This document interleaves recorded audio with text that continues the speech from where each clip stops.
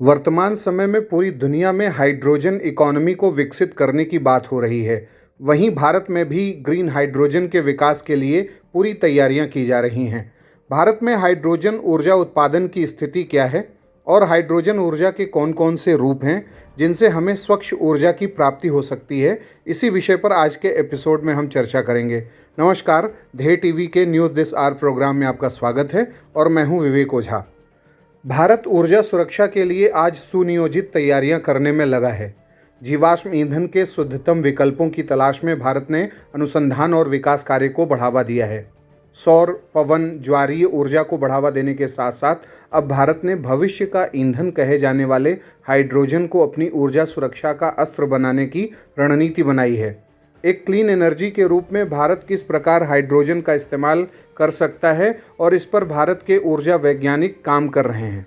भारत में hydrogen economy की संभावनाओं पर विचार करते हुए भारतीय वित्त मंत्री द्वारा बजट 2021-22 में गैर पारंपरिक ऊर्जा क्षेत्र को बढ़ावा देने के लिए solar energy corporation of India को 1000 करोड़ रुपए और भारतीय अक्षय ऊर्जा विकास संस्था को 1500 करोड़ रुपए की अतिरिक्त पूंजी प्रदान करने और राष्ट्रीय हाइड्रोजन ऊर्जा मिशन को शुरू करने की घोषणा की जा चुकी है।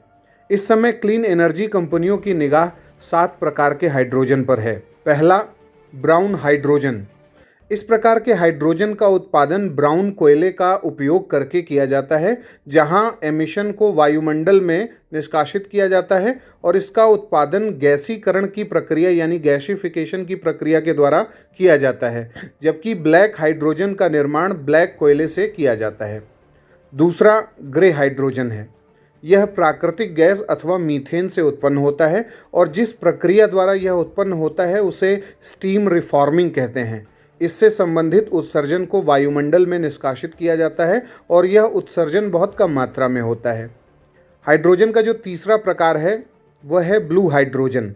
इस प्रकार का हाइड्रोजन प्राकृतिक गैस से उत्पन्न होता है, जहां कार्बन कैप्चर और स्टोरेज का उपयोग करके उत्सर्जन को कैप्चर किया जाता है और ब्लू हाइड्रोजन का उत्पादन भी स्टीम रिफॉर्मिंग की प्रक्रिया के जरिए ही किया जाता है। चौथा जो हाइड्रोजन ऊर्जा का प्रकार है वो है ग्रीन हाइड्रोजन। इसे क्लीन हाइड्रोजन भी कहा जाता है। यह नवीकरणीय ऊर्जा स्रोतों जैसे सौर ऊर्जा, पवन ऊर्जा से प्राप्त स्वच्छ ऊर्जा से उत्पादित होता है। इसमें मुख्यतः इलेक्ट्रोलाइसिस की प्रक्रिया का इस्तेमाल होता है। पांचवा जो प्रकार है वो है पिंक हाइड्रोजन। ग्रीन हाइड्रोजन की तरह ही इसे जल के इलेक्ट्रोलाइसिस के जरिए ही उत्पादित किया जाता है। अंतर बस इतना है कि पिंक हाइड्रोजन नवीकरणीय ऊर्जा के साधनों की बजाय न्यूक्लियर एनर्जी यानी नाभिकीय ऊर्जा से संचालित होते हैं। न्यूक्लियर रिएक्टर्स के एक्सट्रीम टेम्परेचर का इस्तेमाल इसके लिए किया जाता है। और इसके अलावा छठवां जो प्रकार है वो है येलो हाइड्रोजन का। सोलर पावर का इस्तेमाल करते हुए वाटर के इलेक्ट्रोलाइसिस की प्रक्रिया के जरिए येलो हाइड्रोजन का उत्पादन कर पाना संभव होता है।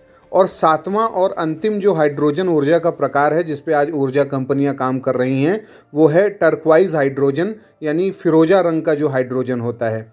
इसमें मीथेन पायरोलिसिस की प्रक्रिया के जरिए फिरोजा रंग के हाइड्रोजन का उत्पादन किया जाता है और मीथेन पायरोलिसिस से सॉलिड कार्बन उत्पन्न किया जाता है। अब बारी है आज के सवाल की। आपको ये बताना है कि न्यूक्लियर एनर्जी या न्यूक्लियर रिएक्टर्स के जरिए किस प्रकार के हाइड्रोजन की प्राप्ति संभव है। आप अपने उत्तर हमें कमेंट बॉक्स में बता सकते हैं। अगले कार्यक्रम के साथ जल्द ही हाजिर होंगे।